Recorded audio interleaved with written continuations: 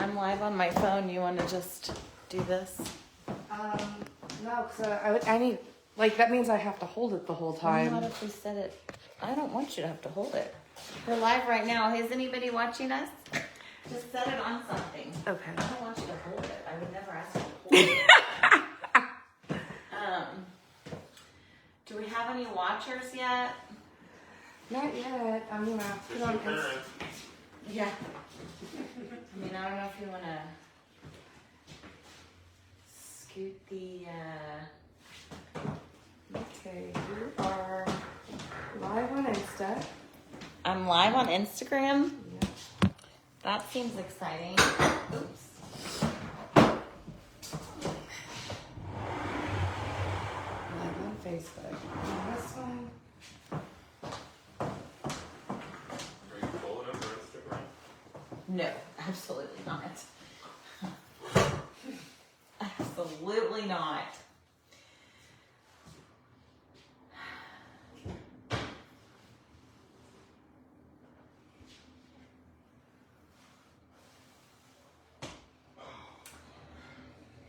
So when we repost this video, like, is everybody gonna see? Should I just?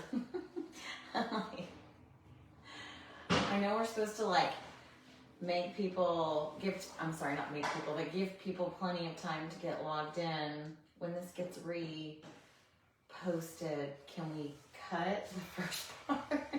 Yes.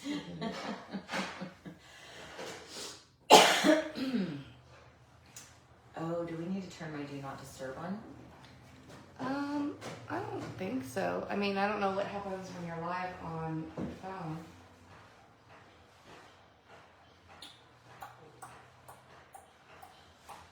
I don't understand why it's not going live.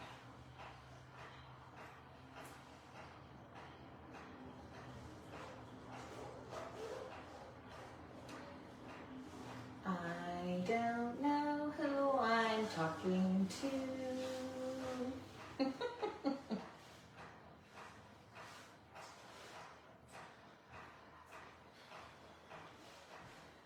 I am live, but oh, is someone watching? Do I see someone watching? You have one person on Facebook. I don't know about Instagram yet. I'm just really, I mean, you can go ahead and get started, and once YouTube decides to work, it decides to work. Well, if we're live on Two platforms. And you have Facebook? someone on Instagram? I have someone watching on Insta. Also, they're probably watching this going, why is she just sitting there? I didn't set this one up, did you? For what? We're not live on this one on anything. Is it supposed to be live on something? The D's So- for cross platforms. Oh, okay. So, everyone who is sitting there watching going, oh my gosh, I thought this was supposed to be a market update. What's happening right now is we have had some technical difficulties trying to get live on all the platforms we wanted to be live on at the same time. But I think that we are a go on Facebook and Instagram. So wherever you are watching, thank you for tuning in. And I'm going to try to give you some great information for today. And now we're on the Deeds group. Yes? Yes. We are live in like so many places, which, you know, no pressure. No pressure. So really what I wanted to go through today was essentially that, you know, there's a whole lot of Chicken Little stuff happening in our market saying, you know, like people are worried about or predicting or whatever that the market's going to crash and that, you know, home prices are going to do crazy things or go up, down, around, whatever. What I want you to know is the real data, the real information. Whoever that one person was on Facebook, I didn't get to the information fast enough because they're gone now. That was watching. So, but anyway, so I'm going to get to some data. Now, here's the deal. I'm going to put stuff up on this screen, and I understand that you are not going to be able to see it really well. So I will be putting that stuff, these slides, I will be putting them in the comments as well. So you will be able to see them closer and be able to actually look at the data.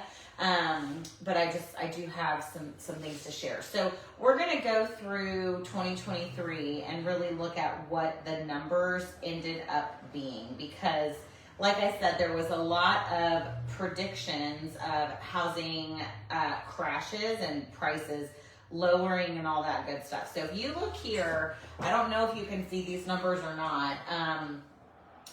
In Tarrant County, so I broke it down by county, and then I've also got some graphs that are going to show you the entire North Texas MLS.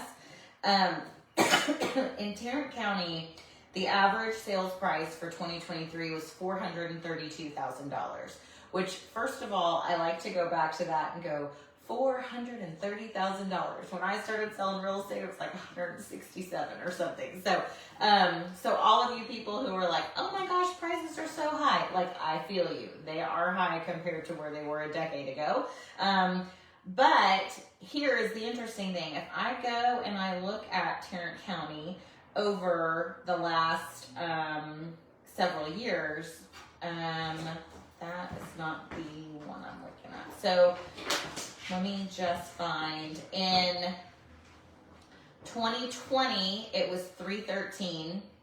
2021, it was 374. 2022, it was 433. 2023, it was 432. So technically, there was a reduction of $1,000. So everyone who said, oh my gosh, the market's crashing, or we're going to have, we've lost X percentage or whatever, really what the market did in 2023 is it just kind of stayed the same in a lot of places. Now keep in mind, these are all averages, okay? These are all averages, so your house may have gone up, it may have gone down, it may have stayed the same. I have seen plenty of both. So overall, the market stayed stable. We didn't see any huge increases or any huge decreases, okay? One thing that did increase was the days on market. I believe last year it was in the 20-something range, and this in 2022, it was in the 20-something range. In 23, the average days on market went up to 51. Now, please let me tell you also, that is not a bad or unhealthy number. Pause just for a second. This has a button that says go live. I don't think that this one's actually on. Which one? This one. I mean, I can push the button, but anyway. So 51 days on the market is what we ended up with in 2023. Now that's in Tarrant County. The number of homes sold, 21,000. Now here is the interesting thing. Let me get to my graph that has my data. In 2020 was the year of COVID. That is the year that the world shut down and like things stopped happening.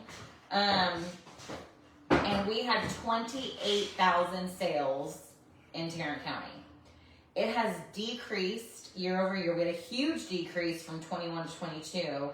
In 2023, we only had 21,000 closings. So the market has shifted tremendously in the number of transactions that are happening. Now, what I will tell you for 2024 is that we are anticipating that this year we will have more closed sales than we did in 23.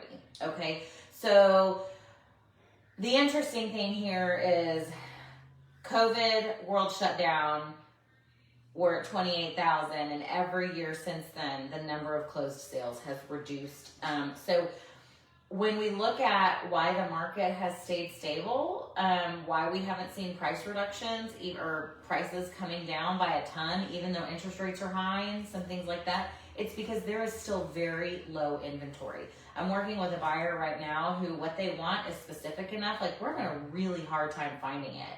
Now, if you're a buyer who has a little bit more flexibility in what you're looking for, certainly there are some ways to negotiate. We can get closing costs covered in some situations.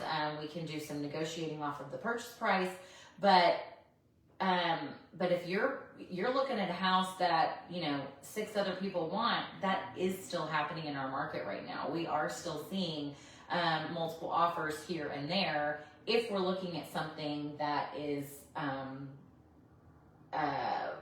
rare, that there's not a lot of, because we are still in an inventory shortage. We do not have enough homes for sale right now. So I'm going to go back to average prices. Let's talk about Johnson County. Johnson County, just southwest of us in Tarrant County, the amount of increase that they have had over the last 4 years is pretty incredible. In 2020, their average sales price was $271. It is $391,000 this year. Now, the growth from last year, they went from 384 to 391.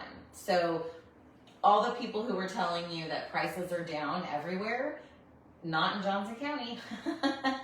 Johnson County had an increase of about 15, I'm sorry, if I could do math, that would be great. Not 15, like $7,000. Okay, so that's not a huge increase, and that's exactly what the economists were predicting last year. We won't see a huge reduction, but the increase is gonna be minimal where it happens, okay? Also, days on market went from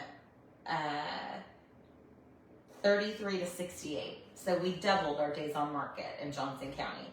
Again, that's not a bad thing. It's okay that we're on the market for more days. It's okay that it's taking a second. Let me go back to 2012 when houses were taking 120 days to sell, 180 days to sell. It was not uncommon to have to keep extending listing agreements because your 6 months was up. So 60 days, 70 days is not bad for days on market, okay?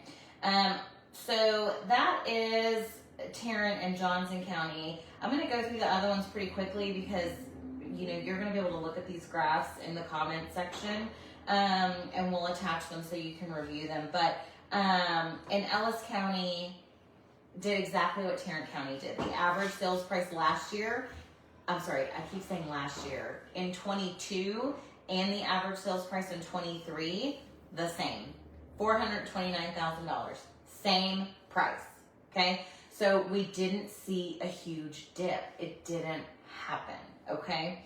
Dallas County, we saw 521 to 544, so a little less than a $20,000 increase in Dallas County. Now, Collin and Denton County did have some small reductions by like $10,000 in Collin and $3,000 in Denton. Now, when you're talking about $500,000 to $700,000 houses, like the average sales price in Collin County is almost $600,000. In Denton County, it's close to $550,000. So when we're talking about prices that big and we're talking about a discrepancy of $3,000 to $10,000, really the market was not affected that much. And so, obviously if it's your house, you don't want it to be worth $10,000 less, but you've got some room there in these higher price points. Days on market, the highest place that we have days on market is Ellis County. They're up to 76 days, but everybody else is really in that 50, 60 range. And the number of homes sold, again, is down this year compared to what it has been in the past. So I don't know if you can see all the scrolling happening behind me. I want to show you these graphs. I would like them to be bigger. How do I make these graphs bigger? This is provided to us by Independence Title. They essentially are showing the same data that we have been looking at, where the prices, if you look at this graph, this line that goes right here, it basically stayed the same from 2022. So this is the average sales price across DFW. This is 2019, this is 2020, this is 2021, this is 2022. We did see prices start to decline in the fourth quarter. And then from the first quarter, we saw them hold steady and then come back up. Okay, so they did shift, but they came back up and they stabilized. And that this dip is when the interest rates were doing really crazy things. And then as we saw everything start to stabilize, the prices did as well. This is the number of sales. So this is the opposite of the graph we just looked at. 2023 is on the bottom because in 2020, we had a lot of real estate was sold. And then in 2021, it was a little bit less. And then 2022, it was a lot less. And then 2023, it was a little bit more less than 22. Where the average, where we should be is right between where we were at the highest and the lowest. Okay, so the highest, that was a banner year for everybody. Where the lowest is, we're like, oh my gosh, where are all the transactions? Because, there's just not as much happening. In months of inventory, that's talking about, how, I was just talking about the inventory shortage. We actually have more inventory now than we have had since 2019. Our inventory was at its lowest in 2021, which is when we saw all of the chaos happening. And every year we have steadily started increasing our inventory. We have more than we did in 2019. We're sitting at about 3 to 3.5 months of inventory. What that means is that if everything stopped, we listed no more houses, we have about enough inventory to go 3 more months before they're all gone, if that makes any sense. That's how months of inventory is calculated. Most people will tell you that a healthy market, a balanced market for buyers and sellers, one that's pretty healthy, is about a 6-month inventory amount. So with us being at 3.5, now in 2021, we got down to less than a month of inventory. I mean, it was silly how little we had available. Okay, so very little available in 2021. As we have gone up 3.5 months, it feels like we have a lot of inventory now compared to what we had in 21, but still we're short. We are still short. Excuse me. This sales volume graph basically shows the same thing. And again, I know that if you're watching this on video, I know that you cannot see, I know that you can't see these graphs behind me. That's why we are going to post them on the comment section. And next time I do one of these, we will figure out how to have them on your screen. We'll do a different version of this kind of live, but median sales price basically did the same thing as the median sales price, almost the same as the average sales price, but different calculation. Basically did the same thing. Every year it has gone up, and in 22 to 23, it basically stayed the same. I will tell you, I don't have the graphs and data and all the things to show you right at the moment about the 2024 projections, but this is what I will tell you. In 2024, and it's funny, I was talking to someone this morning, and they were like, well, who is they, and what does they think, and how do they know? We're always referring to, well, you know what they say this and that and the other. Well, this is data that is collected from economists who are there's 4 or 5 different organizations. The National Association of Realtors has a group of economists that they consult. And then there are multiple economic organizations that poll their membership. And these are people who study economies. They are qualified to make these kinds of assessments. And what we're hearing from these guys is that there's 3 to 5 rate reductions predicted this year. So we are hearing that it is likely that rates will come down again. We are also hearing that we will have I think the official number, once you average all the different groups assessments together, is 2.8%. So somewhere between 2.5% and 3% is the amount of appreciation we will see from 23 to 24. So this time next year, your house should be worth about 3% more than it is right this minute. Those numbers are supposed to increase year over year. So in 24, it will be a little bit more appreciation. In 25, it will be a little bit more appreciation. And over the next 5 years, I wish I had this graph available to show you right now, but over the next 5 years, what we are going to see is that a $400,000 house, if you look at the averages of what we're working with in the Metroplex, 400,000 is a very popular price. That $400,000 house should be worth about $475,000 at the end of the next 5 years. Okay, so all of you who have heard prices are going to crash, or the market's going to crash, or whatever's going to happen, all of this data that I have just given you is saying that prices will continue to appreciate and that interest rates should come down. These are the two main things that we're focusing on.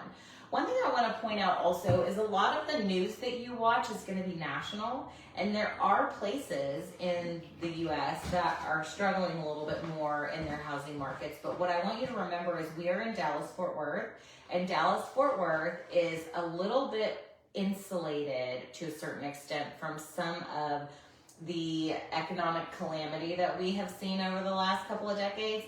So, matter of fact, when the housing crash of 2008 happened, the Dallas-Fort Worth area was the first in the U.S. to be considered fully recovered.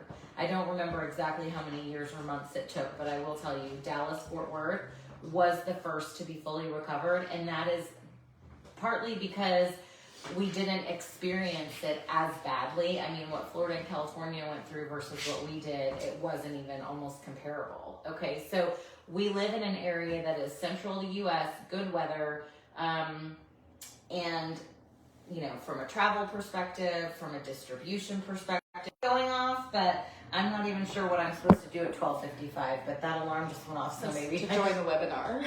Oh, that was for yesterday.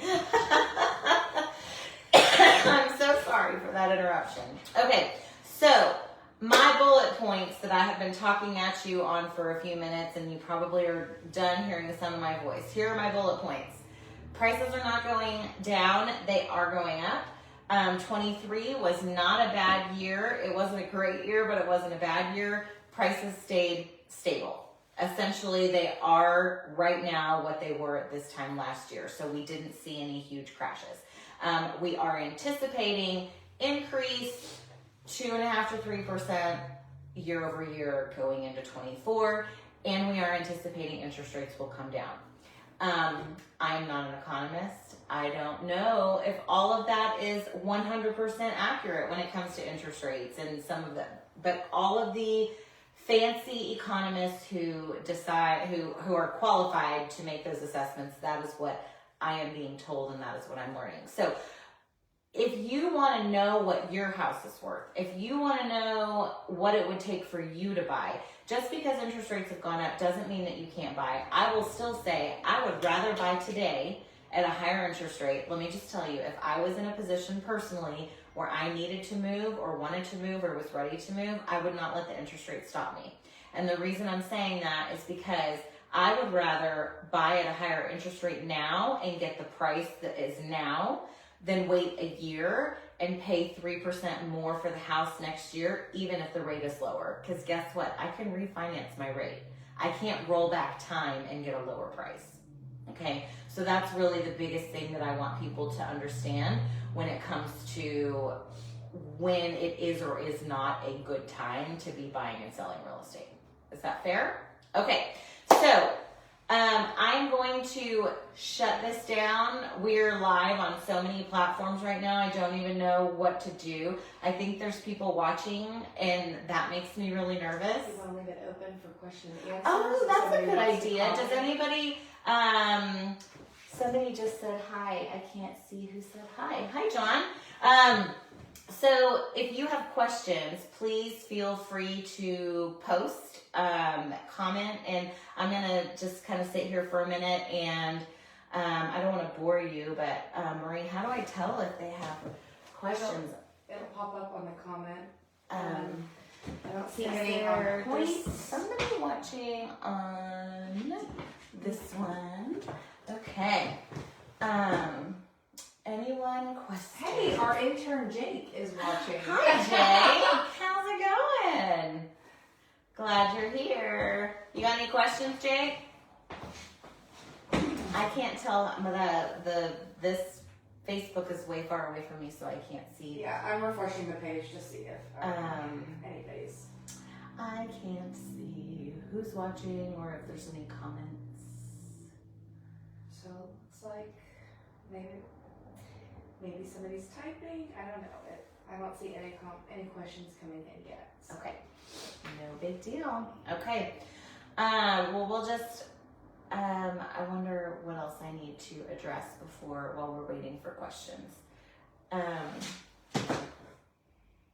That is pretty cool, this whole live situation. Guys, thank you for bearing with us, those of you that are watching, because we are trying to figure out how to do it on all the platforms at the same time. So it was a little bit of an adventure. But yes, if you have questions, and you know what, if you don't get a chance to comment or you don't want to do it publicly, because some people, like I know I get weird about social media posting and commenting and stuff too sometimes, please feel free to reach out to us directly. I'm happy to answer questions for you about the market in general, but also about your own personal specific property.